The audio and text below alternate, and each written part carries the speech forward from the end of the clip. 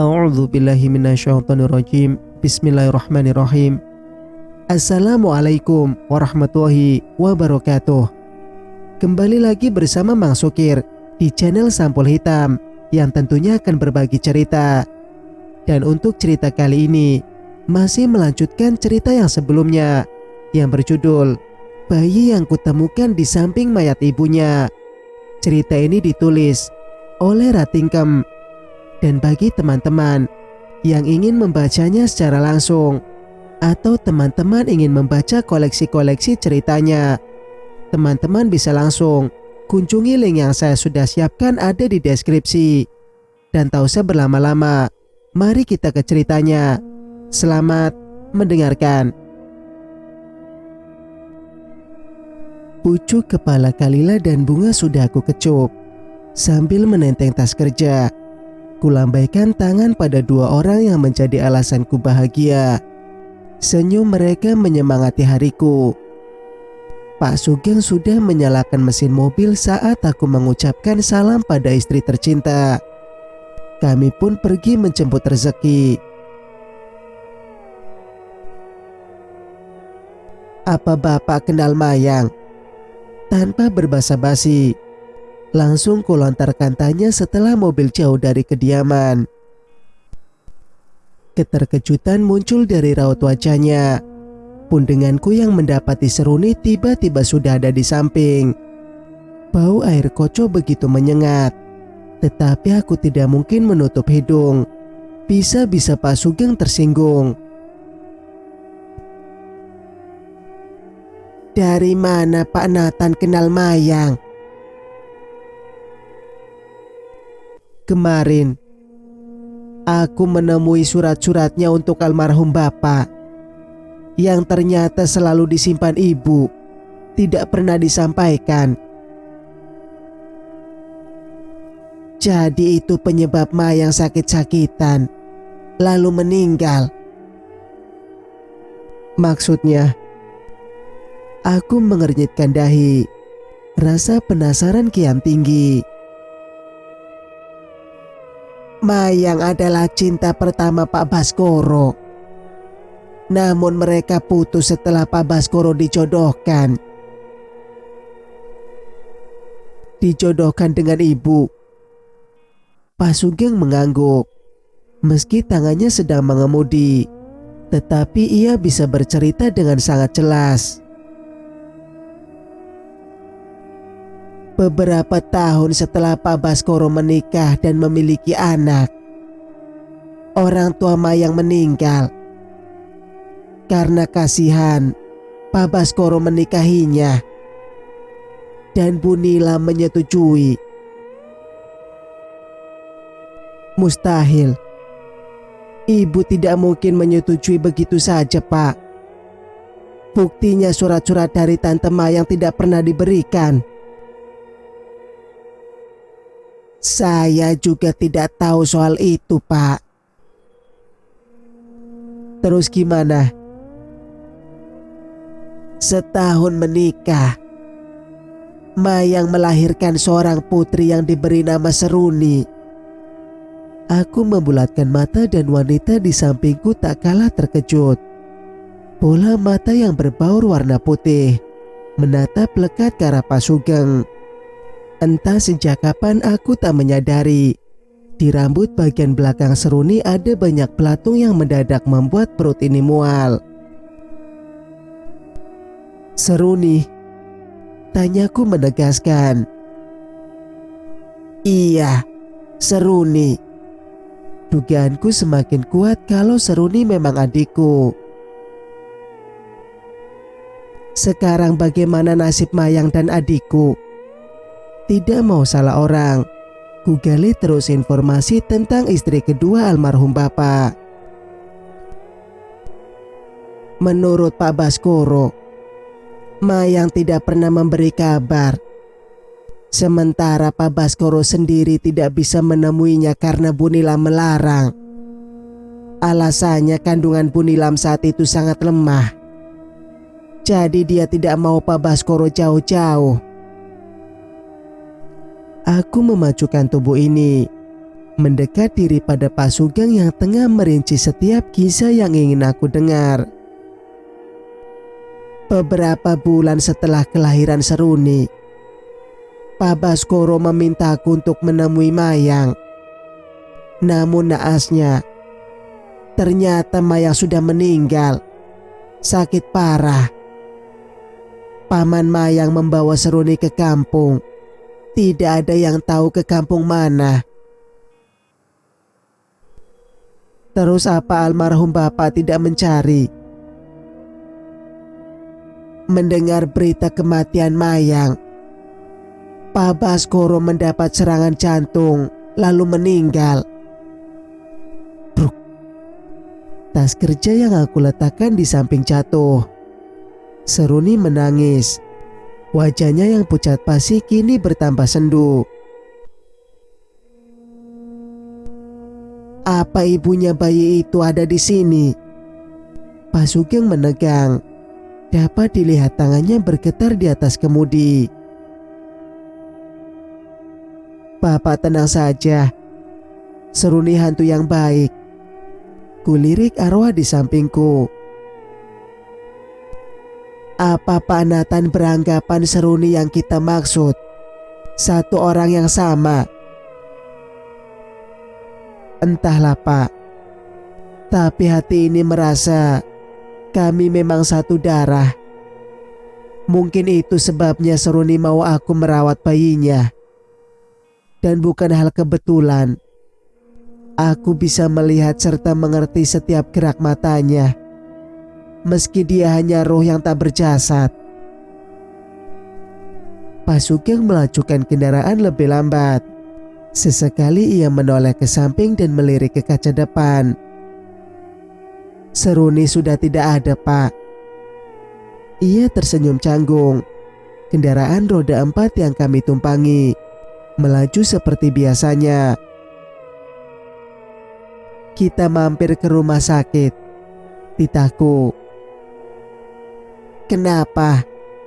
Bapak sakit? Aku mau meluruskan yang mengganjal di hati. Maaf, maksudnya aku akan melakukan tes DNA dengan jasad Seruni. Pak Sugeng menuruti. Ia membelokkan mobil ke rumah sakit. Setelah melakukan perbincangan singkat, pihak dokter bersedia membantu. Jalan menuju kebenaran sudah sedikit terbuka. Singkat cerita, Pak Anji sudah menunggu di ruang rapat.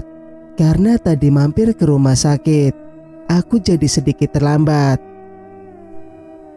Maaf, tadi ada urusan keluarga, kataku kepada Pak Anji. Tidak apa-apa, saya juga baru datang. Bagi saya, keluarga adalah yang nomor satu. Apalagi istri. Tuhan memberiku amanah istri yang baik. Maka saya harus memprioritaskan dirinya. Sindirku. Berharap Pak Anji menyadari kesalahannya dan mau mempercayai Seruni. Andai istriku sebaik istri Anda. Lirihnya membalas tatapanku. Kami memegang komitmen saling mempercayai dan dapat dipercaya. Itu sebabnya hubungan kami jauh dari kata bertengkar. Kembali kupancing jiwa kelelakiannya supaya mengerti arti tanggung jawab seorang suami. Pak Anji diam. Namun aku justru terkejut. Sosok Seruni merangkul Pak Anji dari belakang. Kepala mereka sejajar. Mata merah menyala menatap lelaki yang kini tengah mengeluarkan map. Bisa kita mulai rapatnya, kata Pak Anji setelah diam cukup lama. Mungkin perkataanku kurang berkenan di hatinya.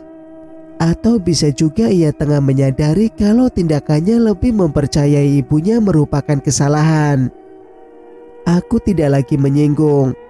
Tapi seiring perginya Seruni dari balik tubuh Pak Anji, Aku kepikiran untuk menceritakan semuanya. Bayi yang kutemukan di samping mayat ibunya adalah anak Pak Anji. Masalah percaya atau tidak, itu urusan nanti. Yang pasti aku akan meluruskan kalau Seruni tidak berselingkuh. Selesai rapat, aku izin ke kamar kecil dulu. Sementara Pak Anji merapikan kembali beberapa proposal yang berserakan. Lepas menuntaskan hajat, aku melihat Pak Anji masih duduk di tempatnya. "Pak, ada yang mau saya bicarakan. Tapi maaf sebelumnya, ini masalah pribadi," kataku berhati-hati, takut menyinggung perasaannya. "Aku kan sudah bilang, jangan beritahu keberadaan anakku pada Mas Anji," lirih lelaki berjas hitam. Namun suaranya adalah suara wanita, Seruni. Aku tercengang, jantung berpacu sangat kencang. Menoleh ke arah balkon. Ada Pak Anji yang tengah menerima panggilan dari ponselnya. Secepat kilat, aku kembali meluruskan kepala. Lelaki tadi tidak ada. Mungkin Seruni tengah memperingatkanku. Tapi bukankah Pak Anji adalah ayahnya? Dia pasti akan melindungi Bunga dari ibu tirinya. Meninggalkan rutinitas kantor, aku keluar dari gedung berlantai banyak, besar dan tinggi. Sesuai jadwal, sore ini aku akan menanyakan letak makam Seruni pada pedagang kaki lima yang dulu mengubur jasadnya. Beruntung sekali, pas aku tiba di kediamannya, dia juga baru pulang setelah berkeliling menjajakan dagangan. "Pak, saya mau memindahkan makam ibu bayi korban kecelakaan," kataku pada lelaki parubaya dengan keringat bercucuran membasahi kaos. "Pindah? Bukannya kemarin sudah ada keluarganya yang meminta izin untuk memindahkan?" "Keluarganya? Siapa?" Aku kaget mendengar jawaban bapak itu. "Dua orang lelaki dan satu perempuan. Mereka bahkan memberi bukti foto bersama," terangnya. Aku semakin bingung. Apakah mereka ibu tirinya Pak Anji? Atau bagaimana dengan Bunga? Apa saat ini dia sedang dalam bahaya? Apa mereka menanyakan bayi yang saya bawa? "Iya Pak, tapi saya kan tidak tahu alamat Bapak.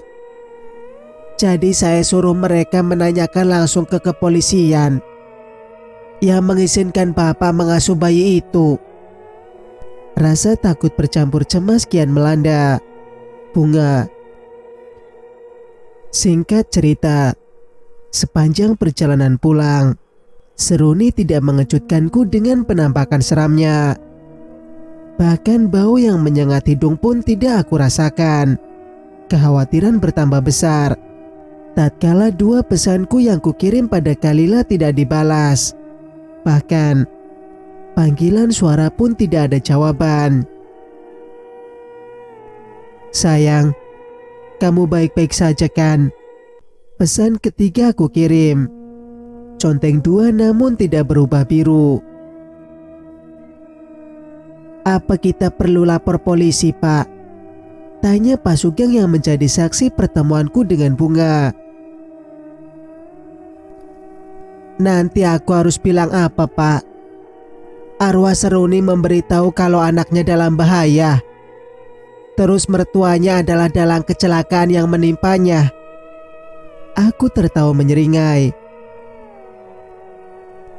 "Mustahil aku bilang gitu. Bisa disangka gila aku Pak," imbuhku. "Iya juga ya. Terus sekarang kita kemana? Mencari jasad Seruni atau pulang?" "Kita belum menemukan petunjuk soal jasad Seruni. Bisa saja sudah dikebumikan di tempat lain." Yang terpenting sekarang adalah keselamatan Bunga dan Kalilah. Aku takut orang suruhan ibu tirinya Pak Anji bisa menemukan keberadaan Bunga, lalu mencelakainya. Pak Sugeng mengerti kecemasanku. Ia melajukan mobil dengan kecepatan penuh. Tanpa banyak ngobrol, aku terus mencoba menghubungi Kalilah. Mobil yang melaju kencang mendadak berhenti. Tubuhku hampir saja berbenturan dengan jok depan. "Kenapa, Pak?" "Itu bukannya klien Bapak. Kalau tidak salah namanya Pak Anji." Pak Sugeng menunjuk ke arah mobil yang menabrak tiang listrik pinggir jalan. "Pak Anji." Aku menajamkan pandangan. Setelah yakin, gegas aku menghampiri. Kecelakaan tunggal membuat Pak Anji cedera ringan di bagian kepala. Rupanya dia tidak menggunakan sopir untuk mengemudi. Tanpa membuang waktu, aku pun mengantarnya ke rumah sakit. Lepas itu lanjut ke rumahnya. Tidak ada sosok Seruni yang muncul. Biasanya setiap aku bersama Pak Anji, ia selalu saja mengikuti. Rumah megah bak istana, serta taman di halaman yang luas, sudah membuktikan kalau Pak Anji bukan orang sembarangan.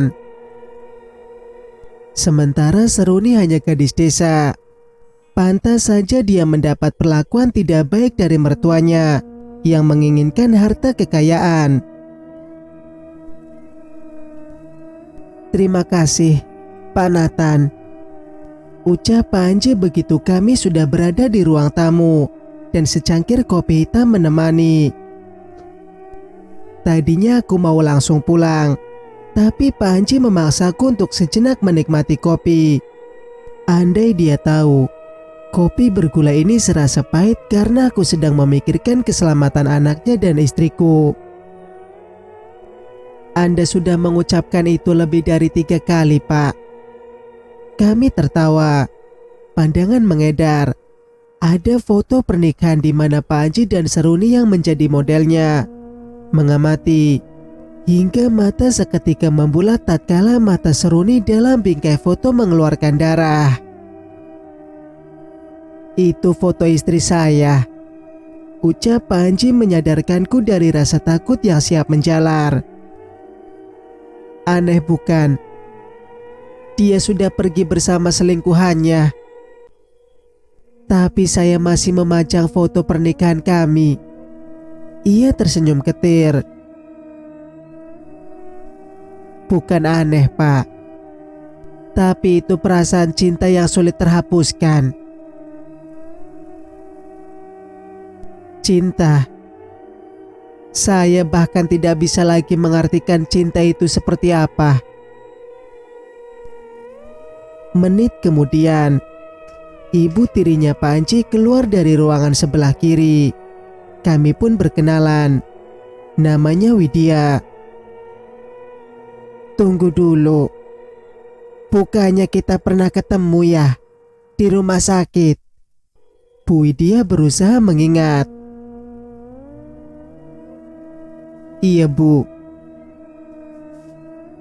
"Gimana kabar anak Anda?" "Anak." Aku jadi ingat. Bu Widya pernah melihat wajah Bunga. Apakah dia masih mengira kalau Bunga adalah anaknya Pak Anji? Anak saya alhamdulillah baik." "Siapa namanya?" "Bunga." Bu Widya menepuk bahu Pak Anji. "Bunga sangat mirip dengan Tiara, Nak. Tolong, Bu, jangan sebut nama anak itu lagi." Dengkus Pak Anji yang dapat kulihat Bu Widya menyeringai. "Wajah anak kecil kan kadang tampak sama, Bu. Apalagi kalau memakai pakaian serupa." Aku berusaha memupus kecurigaan yang tersirat di wajah Bu Widya. Melirik arloji di pergelangan tangan. Rupanya senja sudah berakhir. Sebentar lagi maghrib. Aku pun pamit pulang. Namun, baru saja kaki ini ditegakkan, aku tidak bisa melangkah. Seperti di mall kemarin, ada tangan berkuku panjang yang mencengkram. "Kenapa, Pak?" tanya Pak Haji yang mendapatiku hanya mematung. Apa saya boleh numpang ke kamar kecil?" kataku sekenanya. "Oh, tentu. Silakan Anda lurus ke sana. Kemudian di ruang paling ujung ada dapur. Sebelah kiri Anda, masuk saja." Tangan terlepas. Akhirnya meski tidak ada niat buang air kecil pun, aku harus ke kamar yang ditunjuk Pak Anji. Menyusuri rumah dengan lantai mengkilap, aku melangkah dengan sedikit lebih cepat. Berdampingan dengan dapur, aku masuk ke kamar kecil yang menurutku justru berukuran besar. Bingung mau ngapain, aku membasuh muka. Di balik kaca Seruni muncul. Ia mengacungkan telunjuk ke depan bibir. "Shh, Manut." Keran air aku matikan. Bergeming. "Seharusnya jangan dibuang ke kali. Bagaimana kalau ditemukan warga?" Suara perempuan terdengar dari balik dapur. "Iya, aku mengerti. Tapi tetap saja itu membahayakan kita." Kak Anji masih terus mengingat wanita udik itu. Lagi terdengar. "Nanti, belum saatnya. Dalam surat wasiat kalau Kak Anji meninggal tanpa anak, maka seluruh harta akan diserahkan pada yayasan. Jadi kamu nunggu aku dan ibu membereskan tugas di sini. Baru kamu singkirkan tuh Kak Anji." Aku menatap wajah Seruni yang kian sendu berbalut duka. "Oke, urusan bayi si Seruni, biar nanti saja kita cari." Ada sedikit rasa lega mendengar pernyataan perempuan di balik pintu. Rupanya mereka belum menemukan keberadaan Bunga. Syukurlah. Tapi, siapa yang dibuang ke kali? Apakah Seruni? Wajah pucat dengan bibir membiru lebam, serta bau amis yang berubah bau kotoran. Apa itu pertanda kalau kini jasadnya berada di tempat yang tak layak? Sosok Seruni menghilang. Aku juga keluar setelah memastikan perempuan tadi sudah tidak ada di depan. Bergabung kembali, aku tak menjumpai wanita lain selain Bu Widya. "Cari siapa, Pak?" tanya Pak Anji. "Tidak, Pak. Hanya saja rumah Bapak terlalu besar kalau hanya dihuni 2 orang, gurauku. Keluarga inti rumah ini cuma ada 3 nak Nathan. Saya, Anji dan adiknya Kejora. Selebihnya pembantu, sopir dan tukang kebun." Bu Widya menimpali. "Bertiga. Berarti mereka menggunakan jasa orang luar untuk perbuatan jahat mereka." Kembali berpamitan. Kini tak ada lagi tangan yang menghentikan gerakanku. Di mobil, aku menceritakan kejadian tadi pada Pak Sugeng. Hanya dia yang dapat kujadikan teman bertukar pendapat. "Berarti Bu Widya dan anaknya sangat berbahaya, Pak," ucap Pak Sugeng menimpali rincian ceritaku. "Iya, Pak. Aku jadi semakin takut akan keselamatan Kalila dan Bunga."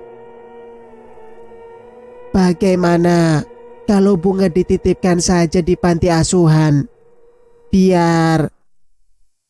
Belum selesai Pak Sugeng berbicara, aku melihat tangan berlumuran darah membekap mulutnya. Pak Sugeng menggelengkan kepala, menahan supaya masih bisa bernafas. "Lepaskan Pak Sugeng Seruni." Aku yakin dia yang memiliki tangan menyeramkan itu. Perihal jari-jari dengan kuku hitam lebam menghilang, tanpa Pak Sugeng mengatur nafas yang tersengal. Untung saja dia termasuk sopir yang lihai, jadi mobil masih tetap terkendali. Apa tadi Seruni, Pak? Aku mengangguk. Maafkan saya, lirih Pak Sugeng dengan wajah ketakutannya. Aku tidak akan pernah menitipkan bunga di panti asuhan. Apalagi aku sangat yakin kalau Seruni adalah adikku. Senyum haru muncul di kaca depan. Seruni, aku akan berusaha mencari jasadmu dan melindungi bunga. Aku janji. Hampir setengah jam perjalanan, aku tiba di rumah. Mengucap salam. Yang menjawab hanya ibu. Benar saja, di ruangan itu tampak ibu tengah bermain dengan bunga. Andai ibu tahu kalau bunga merupakan cucu dari madunya, Mayang, apakah dia akan tetap menyayangi peri kecil itu? Kalila mana, Bu? Tanyaku lalu mendekat pada mereka. Kuangkat tubuh mungil yang tengah memegang boneka Teddy. Tadi si izinnya sholat. Citra belum pulang. Udah, paling lagi main HP di kamar. Ibu beranjak, lantas mengambil bunga lagi. Namun, sebelum tangannya menjauh, aku langsung merangkul. Aku tahu ibu wanita baik dan tulus. Mana ada seorang istri yang rela suaminya menikah lagi. Tapi ibu membiarkan bapak berbagi cinta dengan wanita lain. Ibu hebat. Arah pembicaraanmu kemana? Ibu melepas rengkuhan tanganku, kemudian kembali menggendong bunga. Kalila tidak ada hubungannya dengan masa lalu ibu. Dia adalah wanita yang aku cintai. Bisakah ibu menerima Kalila dengan baik? Aku mohon. Tapi dia belum memberi ibu cucu. Ibu sampai malu sama teman-teman arisan. Mereka kira salah satu dari kalian mandul. Astagfirullah. Ucapan bisa menjadi doa, Bu. Apakah ibu mau hal buruk itu terjadi? Terus kenapa Kalila belum hamil? Jangan ngurusi yang sudah menjadi urusan Tuhan, Bu. Bukankah kita sebagai manusia hanya menjalani skenario yang Tuhan gariskan? Ibu bergeming hingga tangan bunga mentoel hidungnya, membuat wanita parubaya itu mengulum senyum. Udah sana mandi, bau. Ibu mendorong pelan tubuhku yang hendak memeluknya lagi. Meninggalkan ibu dan bunga, aku melenggang menaiki tangga. Namun, begitu tiba di lantai atas, aku melihat bayangan Seruni memasuki kamar Citra. Tidak mau hantu itu terus menakut-nakuti adikku, aku pun segera menyusul. Kamu tenang saja. Setelah Kak Nathan pisah sama istrinya, aku akan segera comblangin kalian. Aku juga ingin kamu segera jadi kakak iparku. Suara Citra berbicara dengan seseorang. Perkataan yang tidak sepatutnya membuatku tersulut emosi. Bisa-bisanya Citra berharap aku dan Kalila pisah. Memutar gagang pintu hendak masuk, tetapi aku terkejut karena sudah ada sosok diriku yang sedang merebut ponsel Citra, lalu membuang sembarang arah. Kuhentikan gerakan tubuh dengan tetap berdiri di ambang pintu. Kalau aku masuk, Citra bisa terkena serangan jantung melihatku yang ada dua. Mungkin sosok itu seru nih yang menyerupai wajahku.